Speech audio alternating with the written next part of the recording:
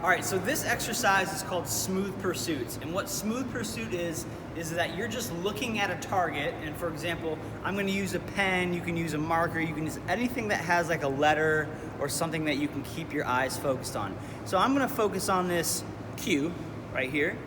And what's gonna happen is I am going to move that cue out in one direction and then bring it back. Okay? I'm keeping my eyes on that without my head moving. There's going to be a few directions that we're going to work. So we're going to work right, we're going to work left, we're going to work up, down, we're going to work down and right, down and left, up and right, up and left. What's important to know here though is when you're doing this exercise, you have multiple stances that you can work.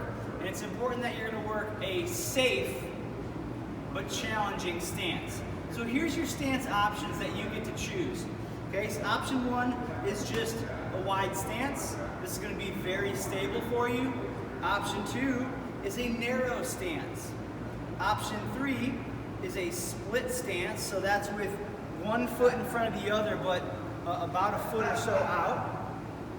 The next stance is a tandem stance where you're one foot in front of the other. And then finally, the hardest stance would be a single leg stance, okay? If you're doing a stance like wide or narrow, you could hit just all those reps once, but for 3 to 5 times. But if you're doing, say, a tandem stance or a split stance or a regular stance, you want to do the reps on both sides so that I would switch for that whole sequence. Okay, so here's smooth pursuits. I'm going to lengthen up nice and tall. My safe but challenging stance is a tandem stance. So I'm going to make sure I'm one foot in front of the other, not turned out here.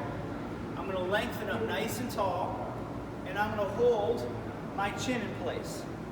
Okay? This is so my head doesn't move. And from here, I'm going to just follow that cue out and back 3 to 5 times. I'm trying to make sure that I'm breathing here, I'm staying focused.